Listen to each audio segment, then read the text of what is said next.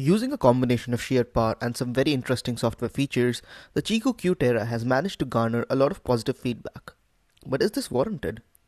More so for a company that's a scrappy new upstart not just in India, but in its home base of China as well. That's what we set off to find out in our review. When it comes to design, we've reached a point where innovation is spread thin, and this is doubly true for a lot of newer entrants. The QiKu Terra bends that trend to a degree through some very clever engineering. By minimizing the bezel and using a wider display, QiKu has managed to fit in a massive 6-inch display into a shell that is reminiscent of devices with a 5.5-inch screen.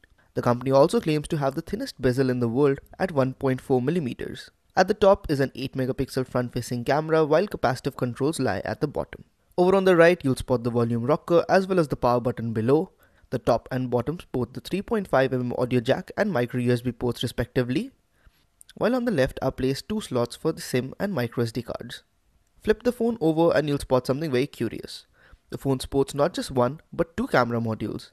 A circular fingerprint scanner is placed below the camera modules, once again well located for your finger to reach without having to stretch too much. Minimal QiKu branding has been silkscreened towards the bottom, where it also mentions that the phone is powered by 360. Given the size of the phone, you certainly won't be using the QiKu Terra single-handed. A task as simple as pulling down the notification shade will require two-handed usage, though on their part QiKu has added software-based scaling. Despite this, the ergonomics are good enough that we never felt the device cumbersome to use. Onwards to the software section then. The QiKu Terra is running 360 OS, which is the namesake of QiKu 360, the Chinese mobile security giant. The ROM itself is based on Android 5.1.1, though an update to Android 6.0 is promised for the first quarter of 2016.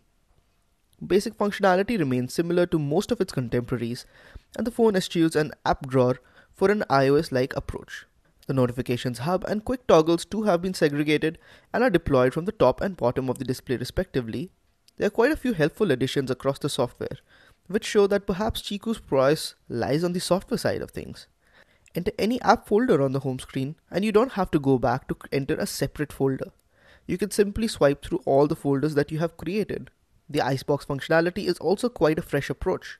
Using the Icebox, you can quite literally freeze these apps, thereby preventing them from running till the time you release them from the box. In terms of performance, with a Snapdragon 808 processor and 3GB of RAM on board, we certainly did not expect the phone to lag. True to form, the QiKu Terra delivers exemplary performance and remains slick and smooth all the way through. Unlike the Snapdragon 810 processor, the 808 is known to have good control over the thermals. Still, QiKu added a liquid cooling strip to the phone, which ensures that there is absolutely no over-the-top heat. Throughout our testing, the phone remained cool to the touch, and even under performance benchmarks, the phone was just mildly warm. A full HD panel stretches out to 6 inches and forms the display of the QiKu Terra. While internationally there's a 2K version as well, we feel that 1080p is absolutely satisfactory here. The screen is well saturated and the contrast levels are good. Viewing angles too are suitable for group viewing. The display is reflective but not overtly so. Unfortunately, the brightness levels are a bit disappointing. Sufficient for indoor use, but the screen doesn't go bright enough to view the display comfortably in the harsh sunlit ambient conditions around India. Two 13-megapixel camera units are stacked one above the other over at the rear. QiKu is proud to announce that it uses Sony IMX278 sensors for both. The sensors themselves are stacked and employ XMOR RS technology to enable high-speed capture. But the bigger question is, why two sensors? One of the two sensors at the back is a mono sensor, while the other is a full-spectrum RGBW sensor. And what use is this?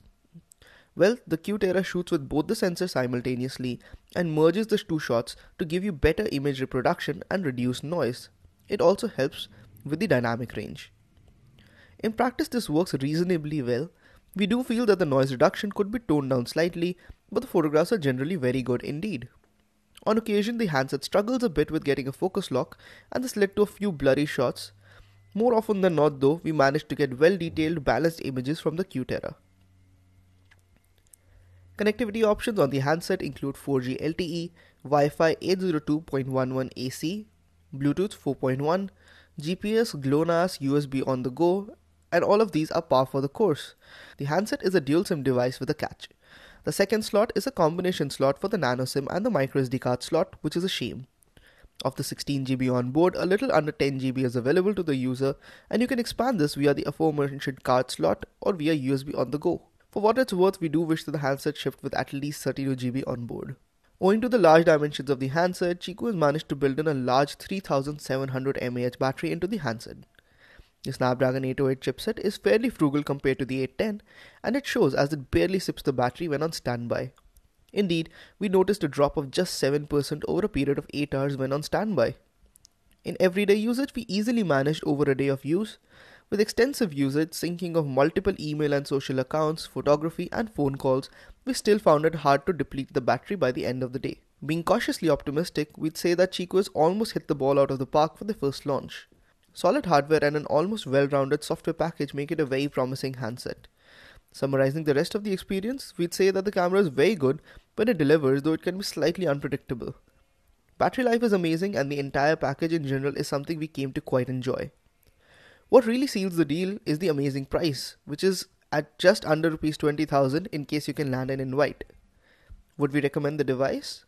Most definitely yes.